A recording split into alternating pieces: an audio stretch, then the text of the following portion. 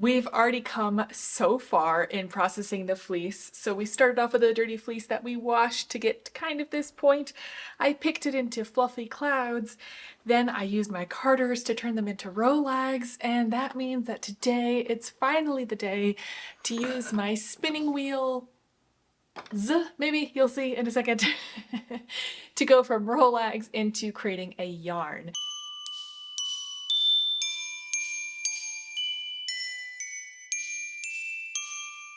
This would be my first hand spun yarn that I am trying to turn into a knitting project. Last year for Craftmas, I did hand spin some linen and I turned that into like a tapestry, a wall hanging, which is really fun. But this time I'm going to try to create some yarn that is at least somewhat usable or consistent enough to be usable in a knitting project. Or maybe the inconsistencies are what part of the beauty of it, part of the beauty of hand spun. So we'll see. But I guess first things first, let's see if I even have the equipment to create yarn, aka if I have a spinning wheel that works. So I've been working ahead just a tiny bit for this year's Craftmas, just to make sure that some of my equipment is in working order as I'm trying to process this fleece, and just double checking that I have what I need and that it's, you know, restored and ready to go once it's time for me to use it. I got this amazing antique flax wheel from an antique fair about a year ago. It didn't have any like proof that it could spin. It didn't have a drive band. At the time, like a little over a year ago, I hadn't really spun yet, so I didn't 100% know what to look for in a spinning wheel. But I watched a lot of Evie's videos on Jilly and Eve, and I thought this had a pretty good chance of actually being able to work. I took it out last night because I also want to practice a little bit before I work on my very precious fleece. I want a little bit more practice on some wool. When I realized that my flyer assembly looks a little suspicious. This is a double drive band wheel, or a double drive wheel, I think. And when the whirl turns, the flyer's supposed to turn. So that was my first clue that something was wrong here. The second clue was that I couldn't find an orifice. And the orifice is what you need in order for your raw wool to go through to be spun and twisted into yarn. And that is usually a very suspicious missing part. If you don't have an orifice, that's usually a very big indicator that it wasn't actually a working spinning wheel. There are, however, maker's marks on this wheel that I can't see or anywhere or find anywhere, and it's not like there's a few that if you see them, you know that it's a fake and not a real spinning wheel. Now, we're a little short notice for me to get replacement parts for my spinning wheel. There are a lot of places online where I can actually get more antique bits for wheels that are about this size, but they would take about a month to get here, which is just a little bit too long for me to wait. So I was trying to see if I could find a local solution, but as luck would have it, you know what was listed just a week ago? She is kind of huge, so I kind of have to hold her up. She's much bigger. I think potentially antique wheel, where the flyer assembly is, this one I know is fully correct. First of all, it has some spun wool on it, which means that someone, hopefully, maybe, I mean, they could also be tricking me, but it looks very, very likely that this wool was actually spun on this. We have the appropriate orifice, and when I look at the orifice, there's actually markings on there from when people were spinning both an S and Z twist direction on this. I just love that. It's like the evidence of use, and quite intense use for it to carve into the wood here. The flyer moves with a whirl. The whirl is threaded and can be removed from the spindle. The bobbin is in great condition. Like, everything about this wheel is good. Now, I could do a lot of trial and error, which I'm not against, but I now have two wheels that are like, maybe they could work, but I don't have enough knowledge personally to understand how to make it so that they can work. Maybe if I played with them for about a month, I could get there, but I am so very lucky that Evie from Jilly and Eve has been gracious enough to hop on a call with me and help me troubleshoot my wheels. So, okay, I have two wheels behind me. The first one, I have managed to get one working, but maybe we can start with the one that I don't fully understand yet. So I got this at an antique fair. Whoops. Oh, I am very suspicious There's no orifice here. I'd have to take a closer look kind of at the rest of the body of the wheel to see. A lot of times it's one of those tricky things because when you're teaching people to spin, when people are very, very brand new and it's like what they've ever done before has just been, and I don't mean just, obviously it's amazing, but like going to a local yarn store, buying yarn and knitting off of patterns that they purchased, sometimes you don't want that person to get discouraged with spinning. So you're like, you should buy a new wheel and afford it, or a new used wheel, and make sure everything's working and really smooth so they can focus on the spinning. Sometimes people have had experience with other types of textile tools, such as knitting machines, and you know that they have a mind to figure things out because sometimes textile tools are just fussy. So I feel like you're one of those who would be potentially up for a little bit more work into a wheel to make it happen. So I'll tell you what you could do to get that one working. 100%, and I love making things work. I think you have a little bit of a Franken wheel. So this is what a flyer would look like on a similar wheel. It's definitely that there's an orifice here. Generally on wheels of that shape and sort of orientation with the wheel over here and the sort of the traditional like Saxony style wheel, you're gonna have a metal rod going through the center of the flyer, and then like you noticed on that one, the flyer is attached to that, and then you need to have a whorl and an independently spinning bobbin. Would the best bet to see if I could get a working flyer assembly be like having someone make one for me, or like There's someone in Nebraska who does they do restorations. They actually did this bobbin for me. When I got this wheel, the bobbin was cracked. Okay. And they're called spirit wood. You've mentioned it before. Yes. Now the other wheel that I have, and I've watched everything about all the spinning wheels that you've done before, and I had to rewatch everything again because all of a sudden it clicked for me. I think it's a Canadian production wheel. Yes, 100%. That is a Canadian production wheel. I had to replace the leather bearings on the front and back. The front one, the wood actually cracked off, so I've had to... My mom sacrificed one of her belts for me. So thanks, Mom. First of all, it's beautiful.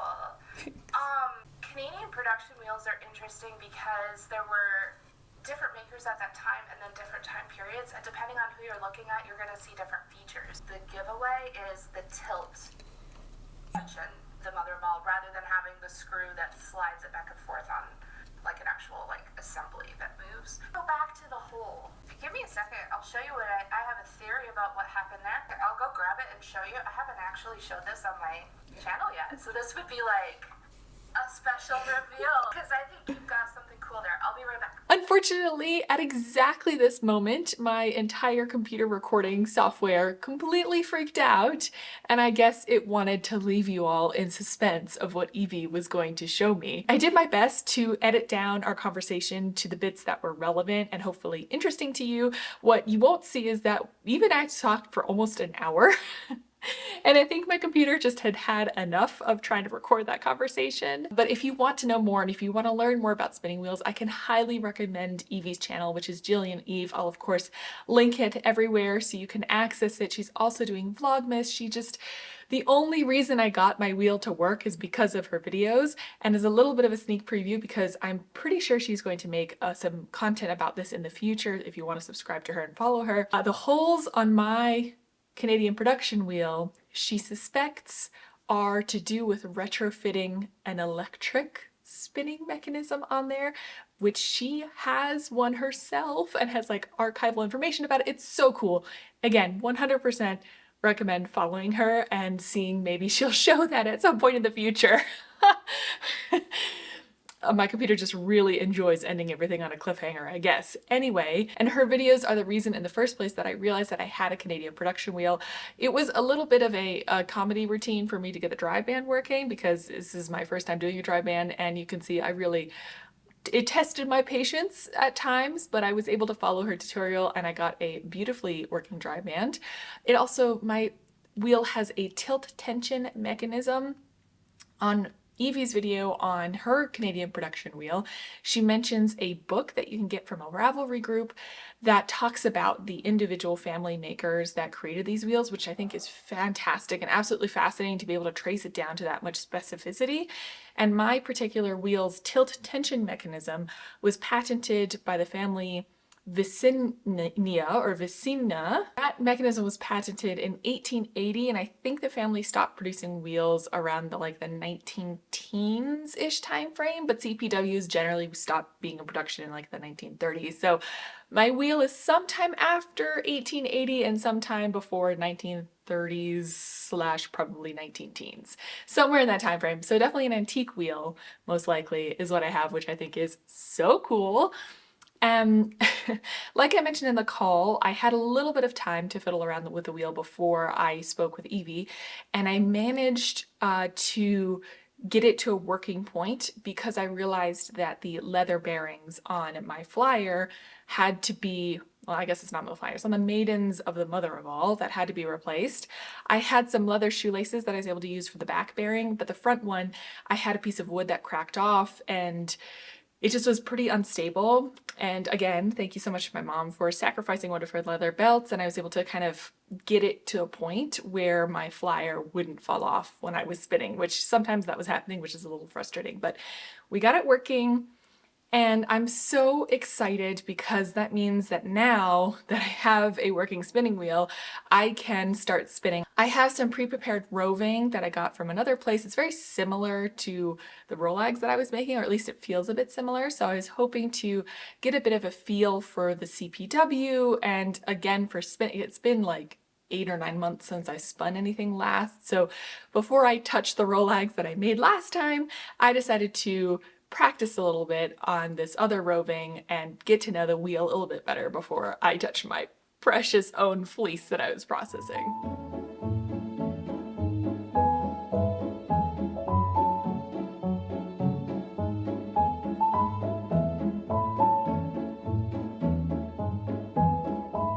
So after spinning up some of this sample roving that I had, I decided to ply it up just to see what it might look like coming off of this wheel, just to see if my spinning was too loose or too tight.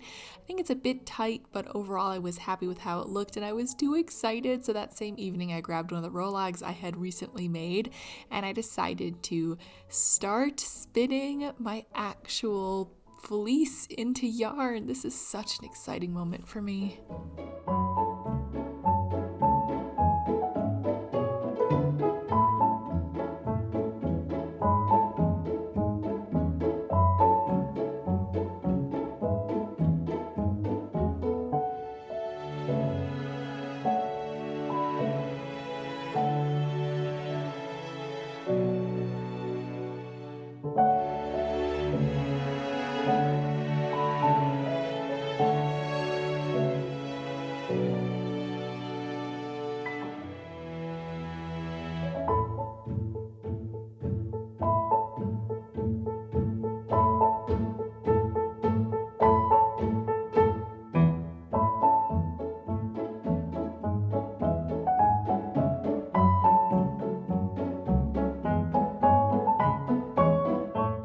I'm sitting here spinning and I'm just realizing that I am spinning this S twist and I meant to spin it Z twist because I faintly remember that traditionally, at least in Europe, wool was spun Z twist and applied S.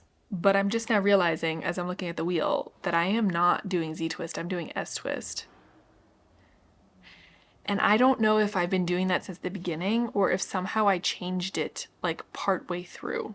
Oh well, I guess I'll just keep on spinning and we'll see when we take this yarn off a bobbin if I accidentally changed part way through. I don't even know what I would do. Is it possible to do that?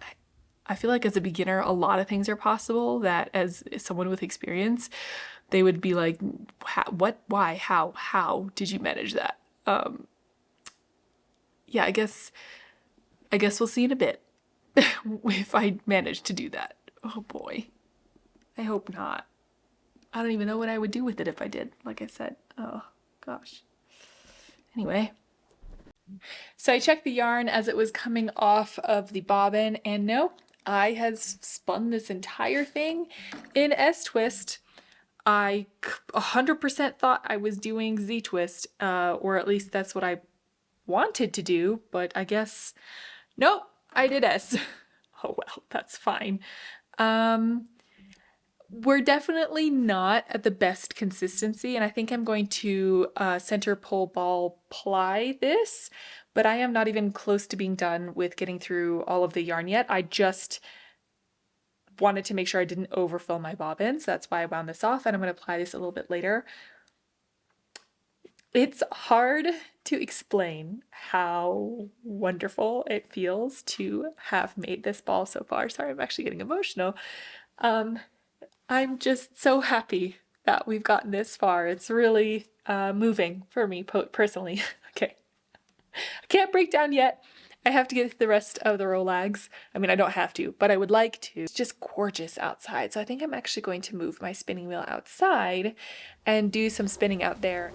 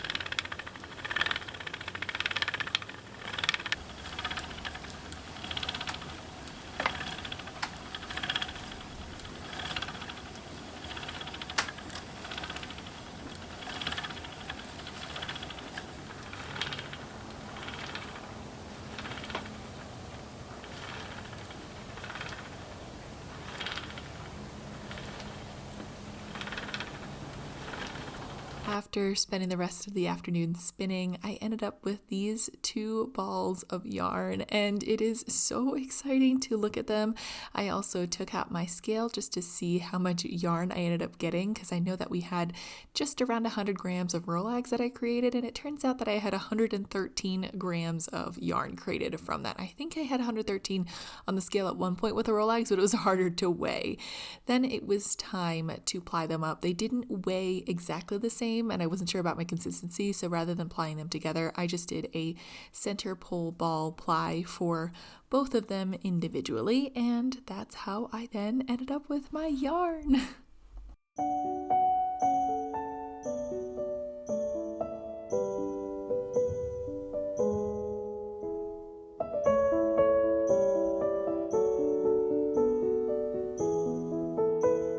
And now today I have my wonderful 3 little skeins of yarn. I cannot believe I made this.